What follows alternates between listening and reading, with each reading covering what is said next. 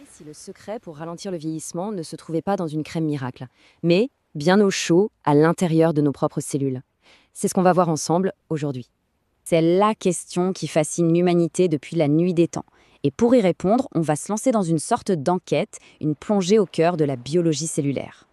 Pour comprendre le vieillissement, il faut d'abord revenir à la base. L'énergie. D'où vient-elle? Eh bien, tout commence ici, dans les usines énergétiques de notre corps. Ok, donc au cœur de quasiment chacune de nos cellules, on trouve ce qu'on appelle des mitochondries. Il faut s'imaginer ça comme des milliers de petites centrales électriques qui tournent à plein régime pour alimenter nos mouvements, nos pensées, bref, tout ce qui nous fait vivre. Et leur bon état de marche, c'est vraiment la clé de notre santé et de notre longévité. Alors, comment ça marche concrètement? C'est un peu comme une chaîne de montage, les scientifiques appellent ça le cycle de Krebs.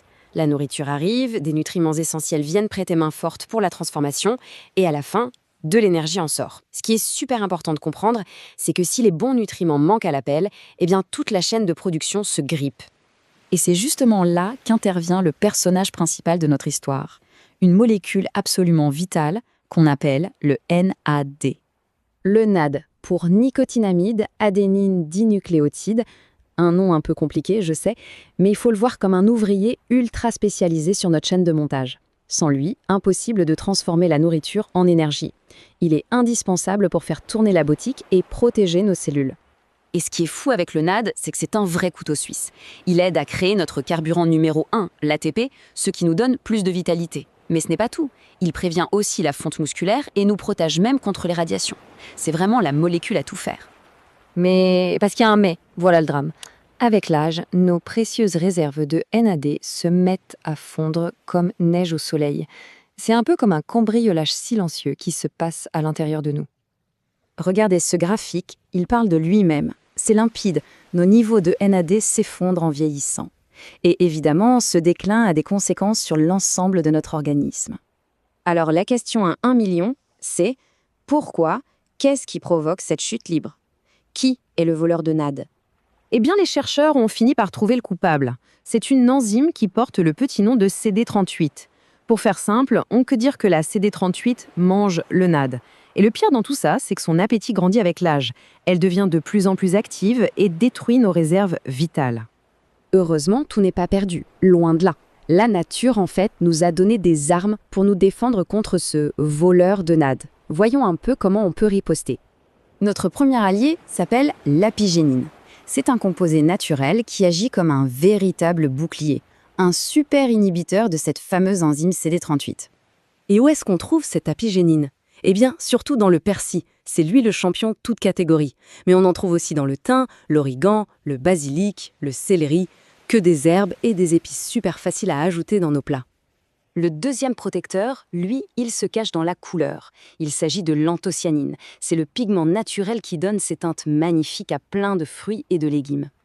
On le trouve en grande quantité dans les myrtilles, les baies de sureau, le raisin concorde et même dans les pommes de terre violettes. En gros, la règle est simple. Si c'est bleu, violet ou rouge foncé, il y a de grandes chances qu'il y en ait plein. Le troisième protecteur, celui-là, est sûrement un peu plus connu. On va parler de la curcumine. Sa source principale, c'est bien sûr le curcuma, cette épice d'un jaune éclatant qui est la base de nombreux currys. Allez, on passe au quatrième défenseur de notre liste, la quercétine. C'est encore un de ces phytonutriments, un de ces composés végétaux incroyables qui nous aident à rester en forme. Et pour trouver de la quercétine, les deux meilleures sources sont les oignons et la peau de pomme. Eh oui, juste la peau. Et à ce sujet, il y a une astuce super pratique qui vient tout droit des recherches. L'essentiel de la quercétine de l'oignon est dans ses couches externes. Donc quand on l'épluche, il faut essayer de ne pas en enlever trop, de ne pas aller trop en profondeur, sinon on jette le plus précieux. C'est un petit détail, mais qui fait une vraie différence. Et pour finir, on a une dernière ligne de défense. Et celle-ci, pour le coup, est un peu surprenante. Elle ne vient pas vraiment du potager. Alors que nos 4 premiers protecteurs venaient tous des plantes, le dernier est un peu un ovni. Il s'agit du bleu de méthylène. C'est un colorant de synthèse créé en laboratoire, mais qui, de manière assez étonnante, est aussi un excellent inhibiteur de l'enzyme CD38. Il aide donc lui aussi à préserver nos niveaux de NAD. Au final, ce qui est vraiment intéressant, c'est de voir qu'il existe des outils concrets pour agir.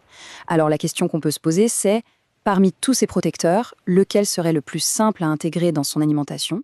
C'est une petite réflexion qui pourrait bien changer beaucoup de choses sur le long terme.